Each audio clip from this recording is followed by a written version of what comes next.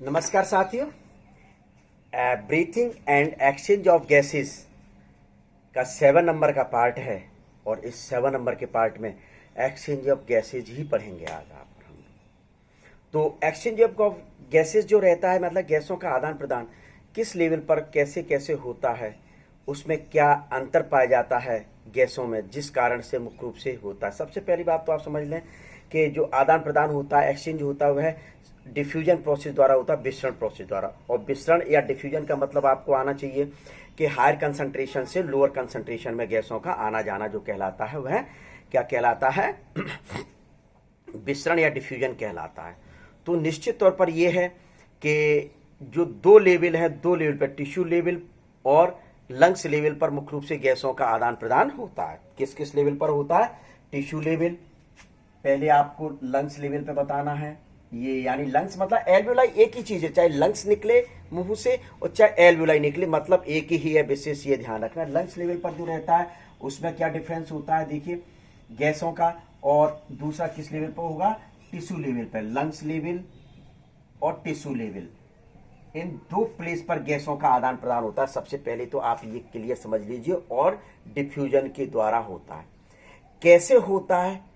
Atmospheric air क्या है, deoxygenated layer में ऑक्सीजन CO2 क्या होती है, और ऑक्सीजनेटेड ब्लड में मुख्य रूप से क्या होती है। तो ये सारे के सारे पहले आपको मान आना चाहिए, तो जिसके फलस्वरूप मुख्य रूप से ये आंशिक प्रेशर के कारण, पार्शियल प्रेशर के कारण मुख्य रूप से ये गैसों का आदान प्रदान होता है। तो पार्शियल प्रेशर को आप और हम लोग मुख्य रूप से किससे शो करते हैं? P से। जब ऑक्सीजन के लिए करेंगे तो PO2 और CO2 के लिए करेंगे तो PCO2। क्लियर? पहली बात। और ये जो गैसेस को मेजर किया जा रहा है वो किस में किया जाएगा? mmHg में। तो मैं बार बार mmHg नहीं लिखूंगा, वैसे आप ध्यान रख लीजिए। तो टेबल के द्वारा मैं बता रहा हूं। तो जैसे सबसे पहले यहां लिख दिया जाए गैस, फिर गैस के बाद एटमॉस्फेरिक एयर। एटमॉस्फेरिक एयर मुख्य रूप से क्या होती है? फिर एल्वियोलाई एयर क्या होती है? फिर उसमें मान एल्वियोलाई लेवल पर क्या कंडीशन होगी ये। फिर आपका डीऑक्सीजनेटेड ब्लड में क्या होगा? ठीक है। फिर ऑक्सीजनेटेड ब्लड, और इसके बाद यहां ब्लड भी लिखना चाहिए। और ये क्या है? Tissue level.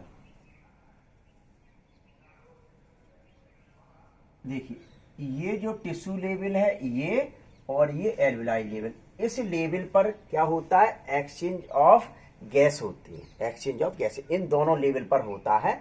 तो किस प्रकार से होता है? तो यहां सबसे पहले आपको मान भी आना चाहिए। ऑक्सीजन, एटमॉस्फेरिक ऑक्सीजन कितनी होती है? 159 mmHg होता है। एल्वियोलाई लेवल पर कितना होता है? 105 mmHg होता है। डीऑक्सीजनेटेड ब्लड में मुख्य रूप से कितनी होती है? जो इसमें विशेष ध्यान रखिए, डीऑक्सीजनेटेड ब्लड का मतलब है कि ऐसा ब्लड जिसमें CO2 पाई जाती है, ऐसा ब्लड जिसमें CO2 पाई जाती है और ऑक्सीजन कम होती है। तो यहाँ 40 mmHg होगा। ऑक्सीजनेटेड ब्लड जो रहता है उसमें मुख्य रूप से 95 mmHg, और टिश्यू लेवल पर मुख्य रूप से जो ऑक्सीजन होती है वो 40 होती है। क्लियर? पहले तो ये मान होगा। फिर आता है दूसरा CO2। तो CO2 तो सभी को पता है 0.3 होती है। क्या थी? 0.3 mmHg होता है। और एल्वियोलाई लेवल पर मुख्य रूप से कितनी CO2 होगी? पार्शियल प्रेशर CO2 का तो 40 mmHg। कितना होता है? 40 mmHg। यहाँ डीऑक्सीजनेटेड ब्लड में 45 होगा, और ऑक्सीजनेटेड ब्लड में जो CO2 है वह मुख्य रूप से कितना होगा? 40 mmHg, और टिश्यू लेवल पर मुख्य रूप से 40 mmHg CO2 पाई जाती है। तो इन गैसों के मेजर के कारण, पार्शियल प्रेशर के कारण ही मुख्य रूप से एल्वियोलाई लेवल और टिश्यू लेवल पर मुख्य रूप से रहता है। तो देखिए एल्वियोलाई लेवल पर मुख्य रूप से जो एल्वियोलाई में जो ऑक्सीजन होगी वो ये होगी, और इसमें होगी ये, जबकि ब्लड में मुख्य रूप से ये होती है। तो सिंपल डिफ्यूजन द्वारा मुख्य रूप से ये CO2 यहाँ पहुंचेगी और इसकी जो ऑक्सीजन है, ये जो ऑक्सीजन है वो ऑक्सीजन मुख्य रूप से किस में आएगी, ब्लड वेसल्स में आएगी। इस प्रकार से चलता रहता है, जिसको मैं एक डायग्रामेटिकली बता रहा हूं, आपको डायग्राम के द्वारा मुख्य रूप से क्लियर करके बता रहा हूं। देखिए, तो डायग्राम में मुख्य रूप से सबसे पहले आपको एल्वियोलाई लेवल बताना पड़ेगा। तो ये आपको एल्वियोलाई एयर में आपके क्या क्या कंडीशन होती है। तो पार्शियल के लिए तो P लिखा ही जा रहा है, तो यहां 140 mmHg, क्लियर। CO2 कितना था, नीचे ही लिखा हुआ, आपको रट्टा नहीं है, केवल टेबल को एक बार समझकर याद करना है। तो ये 40 mmHg, ठीक है। अब अपने को ये तो लंग्स लेवल बताया, यहां आप लिख सकते हैं ये कौन सा लेवल है, लंग्स या एल्वियोलाई लेवल, कोई भी कुछ भी कह सकते हैं। अब आपने को हार्ट बनाना है, क्योंकि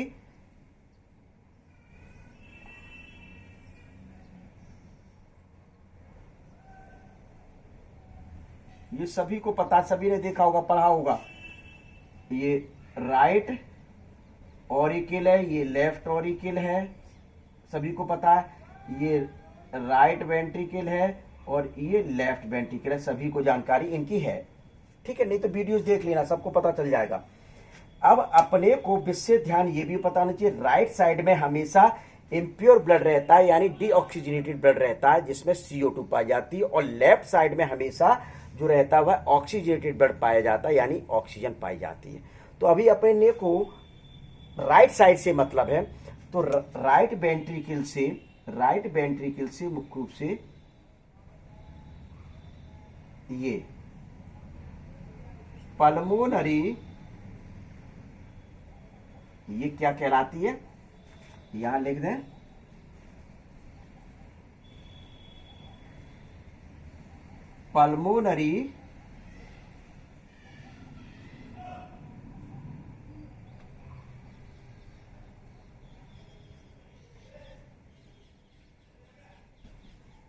पल्मोनरी आर्टरीज।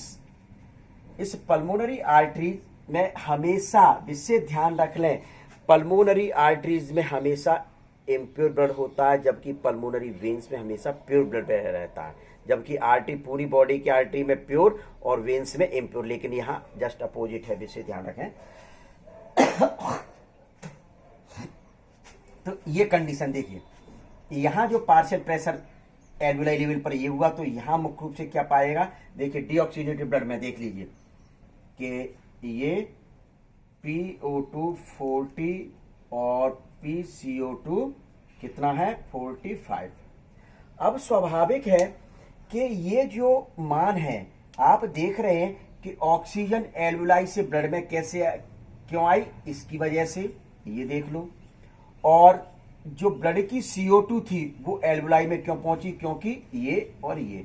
तो ये जो अंतर पाया जा रहा है, ये आंशिक दाब के प्रेशर में जो अंतर पाया जा रहा है, इसी कारण से डिफ्यूजन के द्वारा एल्वियोलाई की ऑक्सीजन ब्लड में आ गई, और इसकी जो मुख्य रूप से CO2 थी ब्लड की, वह एल्वियोलाई में पहुंच गई। तो जिसके जैसे ही ऑक्सीजन पहुंचती है तो क्या होता है, ब्लड लाल हो जाता है। तो अब अपने को उसका कलर भी बदलना है, तो ये कलर बदल दिया गया।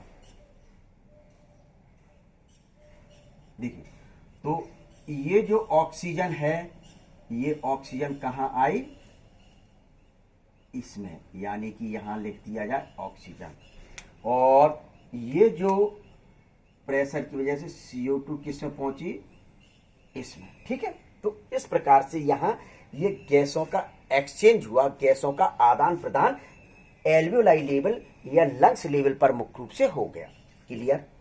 अब ये कहां पहुंची, लेफ्ट ऑरिकल में, लेफ्ट ऑरिकल से पूरी बॉडी को सप्लाई की जाएगी।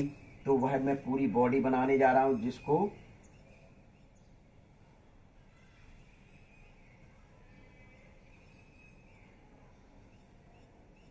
देखिए क्या बनाना पड़ेगा, टिश्यू।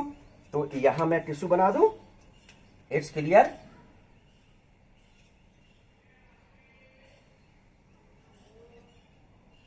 ये टिश्यू बनाए तो देखिए इसको थोड़ा सा टच करते हुए निकालना पड़ेगा।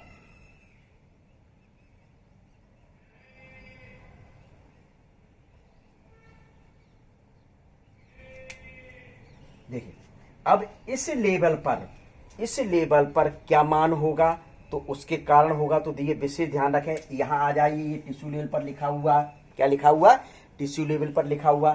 तो टिश्यू लेवल पर लिख दीजिए PO2 कितना 40 और PCO2 कितना है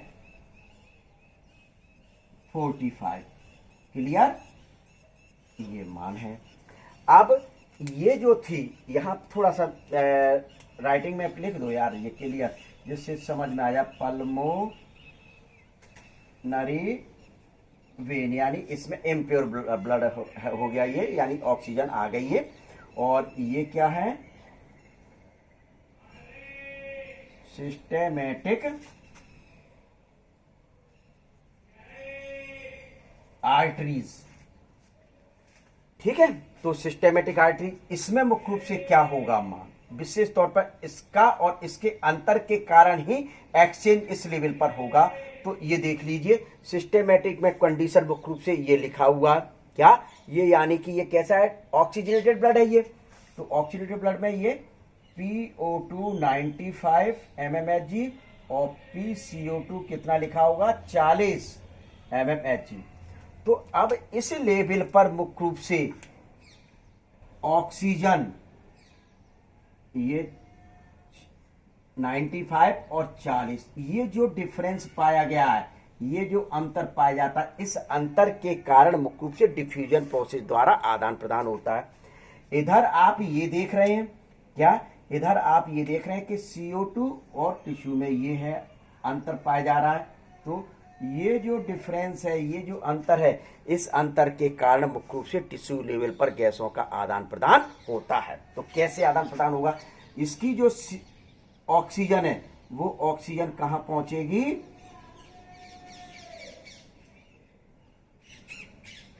ये पहुंच गई, मैं थोड़ा सा बिल्कुल क्लियर अलग अलग कर रहा हूं, ये पहुंच गई ऑक्सीजन यहां। क्यों, क्योंकि 95 और 40 ये अंतर था। 40 किसमें थी, टिश्यू में थी, 95 किसमें, ऑक्सीजनेटेड ब्लड में। तो स्वाभाविक है ये अंतर। अब CO2 का मुख्य रूप से क्या अंतर था कि यहां इसमें CO2 अधिक है और इसकी CO2 कम है। मेजर देखिए पार्शियल प्रेशर ये लिखा 45-40। तो इसके अंतर के कारण मुख्य रूप से आदान प्रदान होता है। जब इसकी CO2 ब्लड में पहुंचेगी तो रंग बदलेगा। तो रंग भाइयों बदल दिया मैंने, देखो बच्चों ये बदल गया, रंग बदल दिया।